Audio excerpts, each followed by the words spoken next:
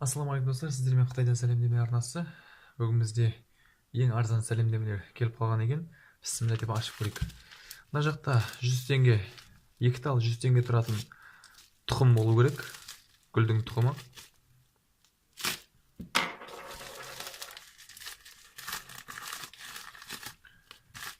Ішінде ештеңе жоқ.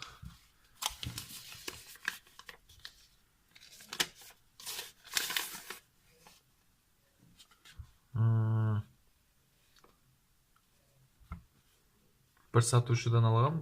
Бұл 3 тұқымды салып жүріп отыр екен. Бірақ сыртында бір трек номермен.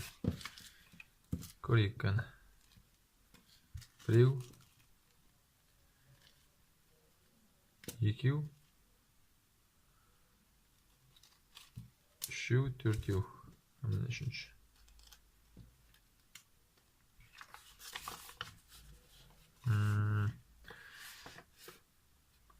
Трек номер.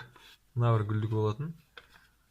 Осындай түбекке салып егілетін гүл. Үшеуі де осындай гүлдер.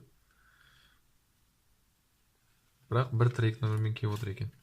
Енді бағаларын жалпы мына бір гүлдің бағасы екеуін тапсырыс берген болатын.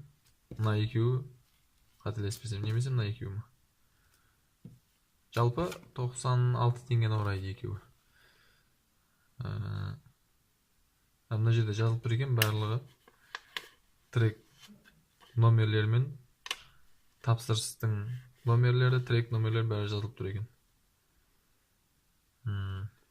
Жалпы келіп жетті, бір ай көлемінде келіп жетті, қателеспесем.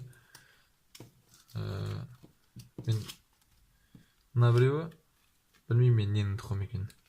Бұл мүмкін сыйлық шығар, өйткені мына суретте де 3 гүлді көрсетіп отыр. Мына біреуі артық. Бұны кейін көре жатармыз. Келесі сәлемдемені көрейік. Бұл сәлемдеме бұның ішінде де арбиз болу керек. Ішінде ештеңе жоқ. Бұның бағасы бір пакеті 160 теңге. Ең үлкен болатын түрін алдым. Әр пакетте 20 талдан болады бұл.